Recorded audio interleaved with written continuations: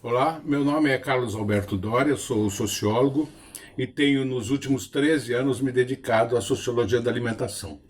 Publiquei alguns livros sobre esses temas, né, ligados à sociologia da alimentação, com caráter mais cultural e histórico. Mas, ao longo desse período em que fui me familiarizando com as coisas da alimentação, tomei consciência de uma situação absolutamente gritante, que é o risco envolvido na alimentação por conta dos agrotóxicos. Então, eu aceitei de bom grado o convite do Fernando Moraes para fazer parte desta equipe do Nocaute, né? Com uma coluna na qual nós vamos comentar semanalmente aspectos ligados à luta contra os agrotóxicos. Como nós sabemos, os agrotóxicos estão numa ofensiva muito grande. Desde o início desse governo, já foram aprovados 290 novos venenos para serem utilizados no Brasil. E isso depois de um período de lutas no final do governo Temer em torno do pacote do veneno.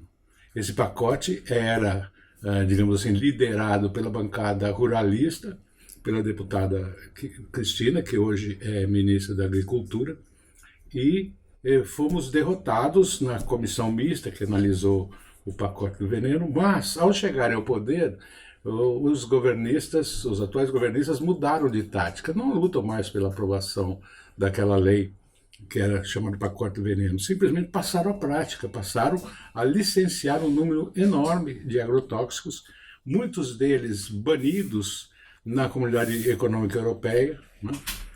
De tal forma que o Brasil se tornou um quintal da indústria de agrotóxicos.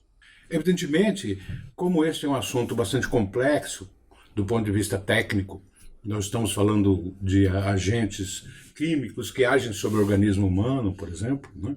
Então, nós vamos procurar nos cercar de depoimentos, de testemunhos, de análise de uma série de especialistas em vários aspectos da questão dos agrotóxicos, né? Então nós vamos trazer aqui quem nos ajude a entender o mercado de patentes de agrotóxicos e o mercado mundial, também quem ajude a nos entender as isenções fiscais de que gozam os agrotóxicos, ou seja, como a indústria ganha, né, com este negócio de envenenar a população brasileira, e também a relação entre agrotóxicos e transgênicos, porque os organismos geneticamente modificados demandam uma série de agrotóxicos como complemento da sua adaptação, né? E também vamos ver tópicos mais isolados, como a questão dos agrotóxicos na Amazônia, como é que é o impacto específico sobre a Amazônia, e vamos também trazer quem possa nos iluminar sobre a questão do ativismo contra os agrotóxicos, né? O papel do MST, né, nessa luta contra os agrotóxicos, o papel de sites como o De Olho nos Ruralistas, enfim, há uma série de pessoas, de organizações, de articulações batalhando contra esse massacre que os agrotóxicos querem fazer sobre a agricultura brasileira. E o mais importante, nós vamos procurar também descortinar alternativas para uma vida melhor, né? Agroecologia e uma série de outras rubricas podem nos ajudar a encontrar caminhos.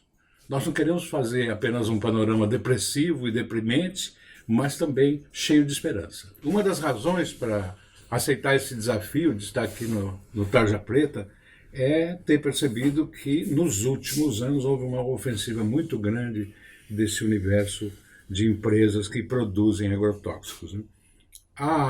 Ao abandonar a estratégia de aprovar o pacote do veneno, que no fundo ele alterava a denominação de agrotóxicos e alterava os ritos de aprovação dos novos venenos, né? O que a ministra Tereza Cristina fez foi passar a uma ofensiva do tipo liberar tudo o que havia de demanda reprimida. E essa demanda estava reprimida na Anvisa, nos órgãos de análise, exatamente porque eram produtos de impacto possivelmente nocivos para a saúde. Então, passou-se a aprovar isso nos termos da legislação vigente, né? E com menos cautelas, né? A Anvisa perdeu competências, né? Diminuiu, digamos assim, o escopo da sua atuação, e muitos venenos que estavam aí esperando um tempão para liberação foram liberados, né? Ora, esta liberação se dá também no sentido de colocar no mercado esses produtos privilegiados em termos tributários, né? Cada produto vendido tem uma redução de aproximadamente 60% da base de cálculo do imposto sobre circulação de mercadorias e é isento do ponto de vista do imposto de produtos industrializados. Supõe-se que essas isenções, estima-se, melhor dizendo, atingem 14 bilhões por ano. Por trás disso, há também uma concentração de empresas, né? Eu estava verificando uns números relativos a 2005, onde havia 20 grandes grupos industriais mundiais ligados à produção de agrotóxicos e 8 no Brasil. Hoje nós temos mundialmente 5 empresas, basicamente, que são a Bayer, a Monsanto, a Syngenta, a BASF e a Milena. E a BASF acabou de comprar a Monsanto por 63 bilhões de dólares no ano passado. Então há uma concentração, há uma situação tributária privilegiada e há uma presença na sociedade e no governo muito forte. Então é contra isso que Tarja Preta vai lutar, isto é, vai chamar atenção para os impactos negativos disso sobre a sociedade e sobre as perspectivas políticas que nós temos de corrigir isso. Só para fixarmos a força dessa ofensiva governamental, vamos procurar analisar um pouco o que foi autorizado a importar nesse ano, nesse período recente.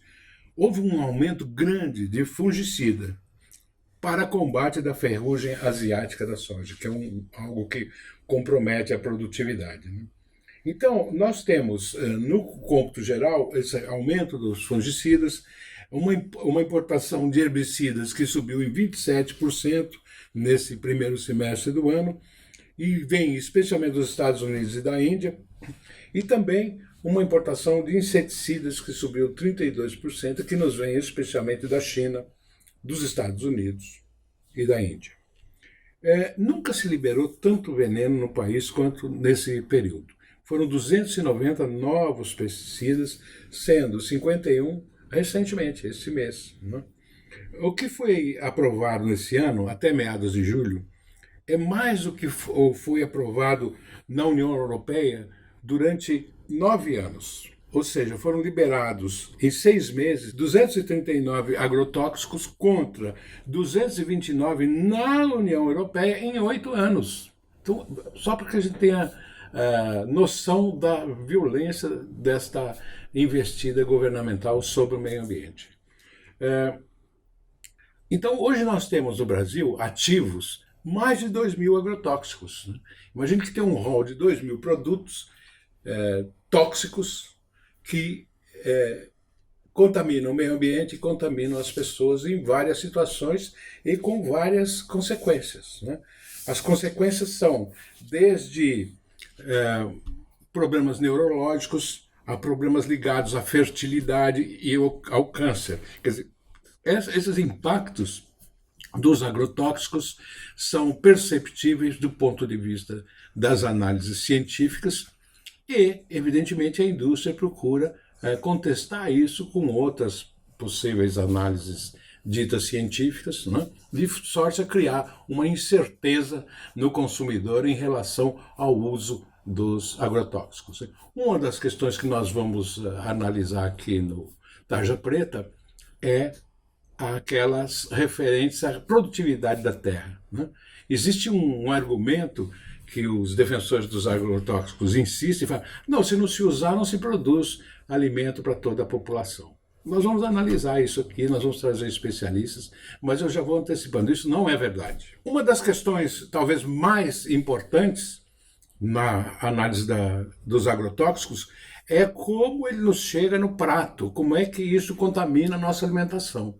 Infelizmente, a Anvisa, há 2 ou 3 anos, não vem coletando amostras de produtos colocados à venda para o consumidor, de modo a analisar o que ele traz de carga venenosa. Há alguns anos isso foi feito, até 2016 isso era feito, e estava claro que o tomate, o pimentão, né, eram produtos muito carregados de agrotóxicos, né, assim como uma série de frutas. Então isso hoje não tem sido feito, né? A Anvisa não tem feito esse acompanhamento. Então nós estamos num voo cego sem instrumento, né? No entanto, é interessante que um cientista da Universidade de Goiás, Igor Pereira, acabou de publicar uma tese onde ele faz um teste exatamente de contaminação de alimento que chega à mesa em relação à maçã. Você imagine uma mãe que compra uma maçã, lava, corta, tira a semente e fica raspando aquela polpa da maçã, dando na boca do nenê, né? E orgulhosamente chega à casca da maçã por dentro. Por isso aí que reside o perigo. Esta pesquisa do Igor Pereira mostra que o veneno penetra em uma semana 6 milímetros dentro da polpa da maçã. Então, ao fazer isso, orgulhosamente, a mãe está envenenando o próprio filho. Então, estas questões são as questões do dia a dia, são a maneira como esta ofensiva dos agrotóxicos toca a nossa vida, né? Por isso que nós temos que pensar em alternativas de médio e longo prazo, não só para nós nos livrarmos dessas doenças, como pormos a salvo os nossos filhos, nossos netos e as próximas gerações. Então é isso que Tarja Preta fará ao longo do tempo, trazendo pessoas para contribuir e procurando levar, através aqui do nocaute, questões para reflexão de todos nós.